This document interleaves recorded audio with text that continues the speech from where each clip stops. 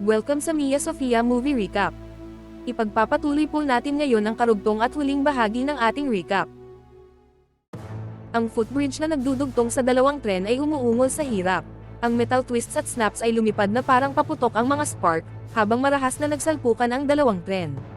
Naghiyawan ang mga pasahero, at lahat ay marahas na itinapon. Sa kaguluhan, nahanap ng guro si Aoy na nanginginig at umiiyak. Nagtatago ito sa loob ng toilet cubicle, niyakap niya ito habang ang buong mundo ay tila gumuho sa paligid nila. Ang mga rescue train na 9014B ay bumibilis at wasak-wasak at umuusok ang hulihan nito. Ang Hayabusa 60, o kung ano pa ang natitira dito ay patuloy na tumakbo pasulong, ang sirasirang mga koneksyon sa harap ay naglalabas ng mga spark. Kasunod nito, isang kakilakilabot na katahimikan ang namayani. Nakulong si Takahichi, Fuji, Yuko, Todoroki, ang guro, Aoy at iba pa. Si Fuji ay naiwang nasugatan, na ngayon ay nasa 330 pasahero ang ligtas na nailigtas. At 9 na tao na lang ang natitira sa Hayabusa 60. Sa kasamaang palad, nagkaroon na naman ang isa pang problema, hindi na nila mabypass ulit ang circuit ng 2 beses, kaya hindi na sila muling makakapagpatakbo ng rescue operation. Sumugod ang katulong ni Sasaki, hawak ang ulat ng sakuna. Kung sumabog ang Hayabusa 60 sa loob ng Tokyo Station, kakainin ng blast radius ang buong distrito. At mga libo-libo ang masasawi, ang pinsala sa ekonomiya ay aabot sa trilyon. Ang sukat ng pagkawasak ay halos napakalawak upang maunawaan, ang isang pagkakamali ay maaaring mapilayan ang puso ng Japan. Sa nakakadurog na katahimikan, ginawa ni Sasaki ang malamig na tawag.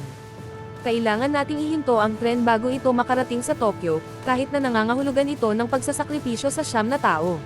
Tumanggi siyang iwanan ang mga ito. Nang tila nawawala na ang pag-asa, isang tawag ang dumating.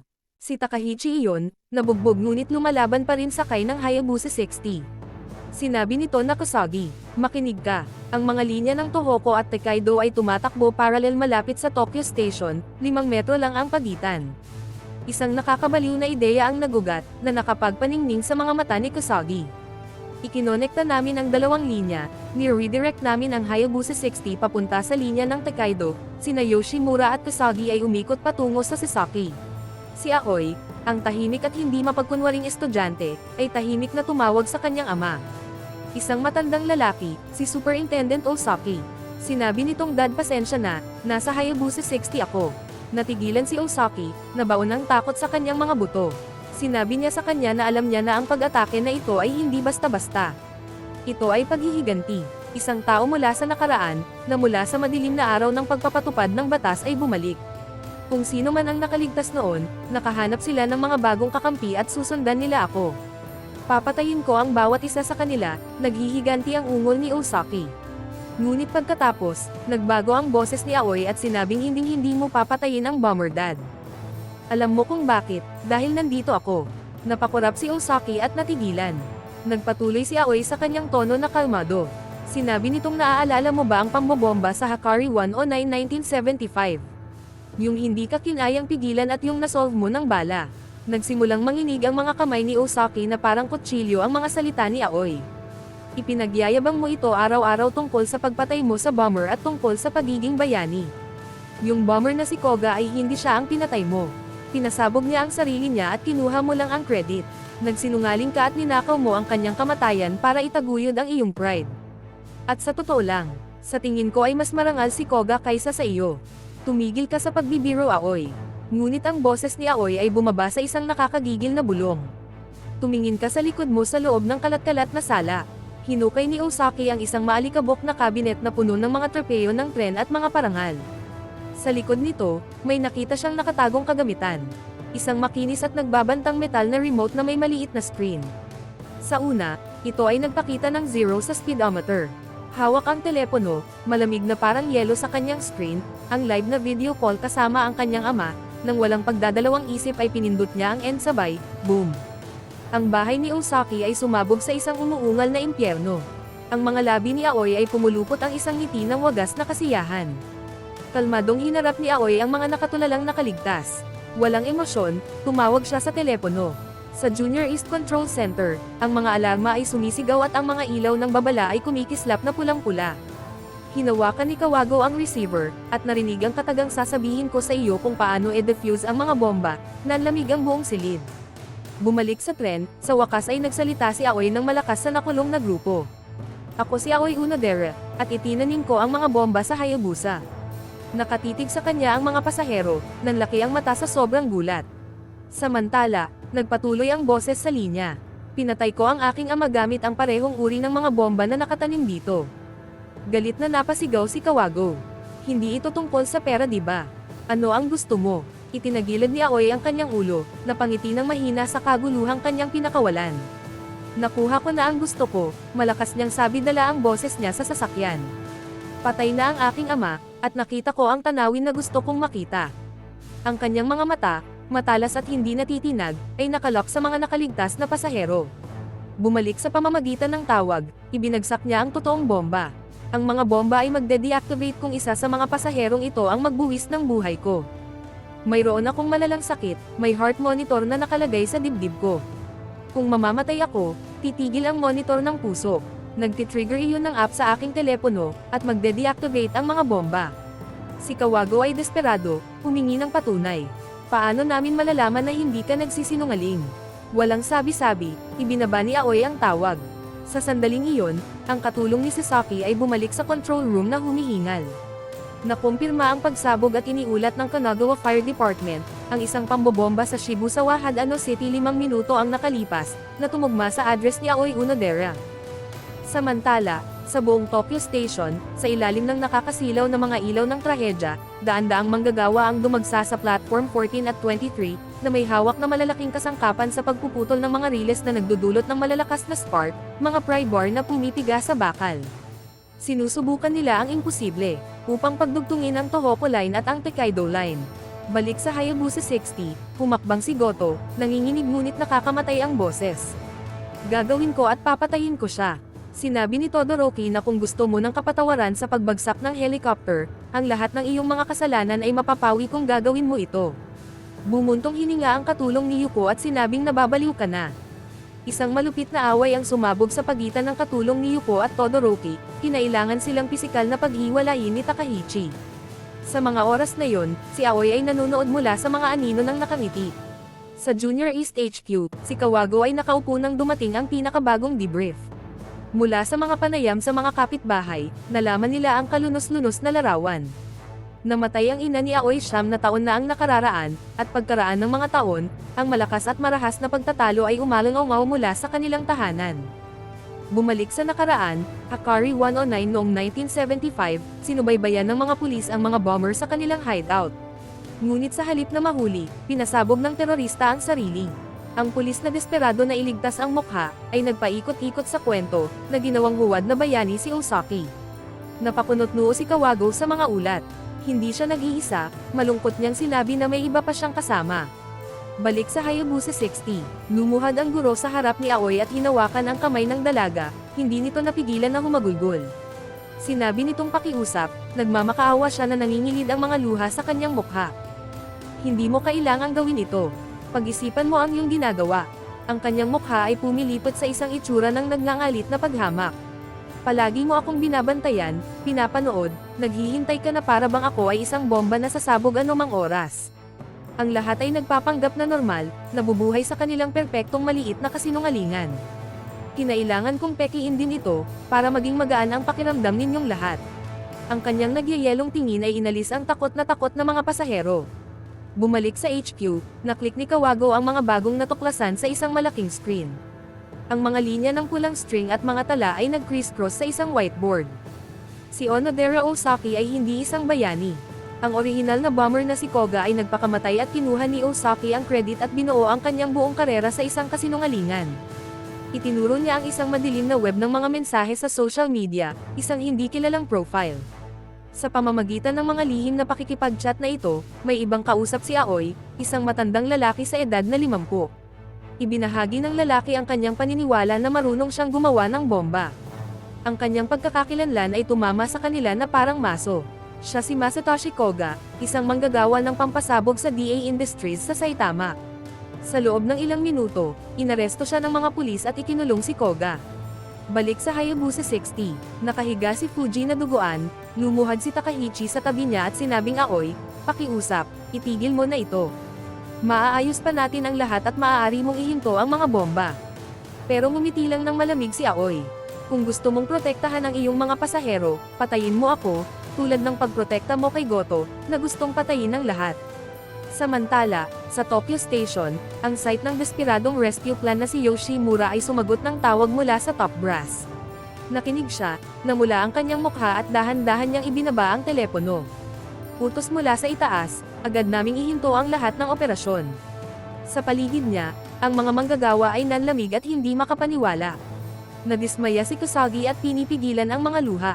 Tuluskus ng radyo ni Takaichi, nalaman nito mula kay Kusagi ang masamang balita. Inutusan ng HQ na itigil ang sighting work at mananatili sila sa orihinal na plano. Si Takaichi ay nadudurog ang puso dahil walang paraan para iligtas si Fuji ngayon. Napatingin si Takaichi kay Aoy. Bumangon siya at patungo sa kanya na may masamang layunin. Napabuntong hininga ang mga nakaligtas, hindi sigurado kung pagbibigyan niya ang kanyang kasuklam-suklam na hiling. Huminto ito sa harap niya, ang mga kamay nito ay pumalibot malapit sa kanyang lalamunan. Sinalubong ni Aoy ang kanyang tingin, nanginginig ang kisap mata ng takot, ngunit mabagsik din ang pagtanggap. Hinawakan siya ni Takaichi, ngunit sa halip na karahasan, niyakap niya ito ng mahigpit na humihikbi ng hindi mapigilan. Naninigas si Aoy, natigilan, pagkatapos ay nabasag. Siya ay humagulgol at napakapit, itigil mo na ito pakiusap ni Takaichi. Mangyaring patayin mo na ako dahil hindi ako karapat-dapat na mabuhay. Sa HQ, si Masatoshi Koga, anak ni Masaru Koga, lumalabas ang orihinal na bomber sa isang video call. Mahina ang boses ni Masatoshi, at sinabing hindi ito kasalanan ni Aoy. Pagkamatay ng kanyang ina, halos araw-araw siyang binugbog ni Osaki na parang hayop, at walang tumulong sa kanya. Naging impyerno ang buhay niya, sinisi pa siya ng ama na siya ay ipinanganak. Ang taong tinatawag na bayani ng lipunan, ay walang iba kundi isang halimaw. Para kay Aoy, ang bullet train ang naging ama na kinasusuklaman niya. Sa HQ, sa tense buzzing control room, tumanggi si Kusagi na hayaang manalo ang kawalan ng pag-asa. Bumuhos ang impormasyon, ang mga bomba ay matatagpuan sa mga Coach 1, 4 at 6. Agad na ikinonekta ni Kusagi si Takaichi at ang iba pa sa pamamagitan ng isang live na link ng video. Ang lahat ay nagsisiksikan sa kanilang mga screen, ang kanyang daliri ay sumubaybay sa mga linya sa isang digital na mapa. Hahatiin namin ang Hayabusa 60, gagamit kami ng dalawang switch para paghiwalayin ang tren. Binalangkas niya ang plano. Una, ililipat nila ang Hayabusa 60, papunta sa hilagang linya ng Sangay, isang bihirang ginagamit na riles na tumatawid sa isang lugar na kakaunti ang populasyon. Ang Switch A ay magti-trigger pagkatapos nitong makatawid ng Coach 7, na magpapadala dito ng skidding pahilas sa parehong pangunahing linya kasama ang Coach 8, na nasa Southern Main Track Line pa rin. Ang Switch B ay mano-manong trigger, tulad ng pagdaraan ng Coach 6 at 7 dito, na tinanggal ang pagkakadugtong sa tren sa pagitan ng Coach 6 at 7. Marahas na nadiskeril ang Coach 7, hinihila ang mga sasakyan sa harap, ang mga coach ng 1 sa 6 na nilagyan ng mga bomba papunta sa bakanting North Track. Samantala ang Coach 8, at higit pa na nagdadala ng mga nakaligtas na pasahero ay mananatiling ligtas sa main southbound track. Isasakripisyo natin ang front section, mabangis na sabi ni Kusagi, ngunit ililigtas natin ang mga tao. Wala pang isang segundo ang mayroon sila upang ganap na maisagawa ang switch timing, at ang pangalawang switch ay kailangang ihagis gamit ang kamay, ang North Track ay para sa maintenance, at hindi naka-install ang mga automatikong system.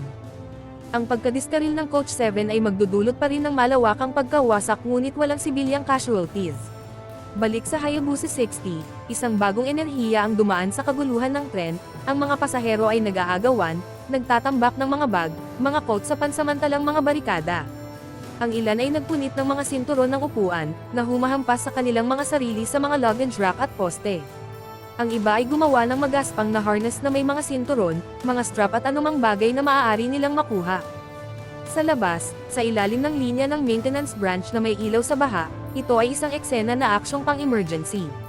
Ang mga truck ng bumbero at mga ambulansya ay nakahanay sa riles. Ang mga manggagawa ay nag-spray ng tubig sa napakalaking barrel cushions.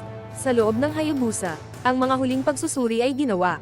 Hinawakan ng mga nakaligtas ang kanilang pansamantalang barikada. Tahimik, naghahanda para sa impact.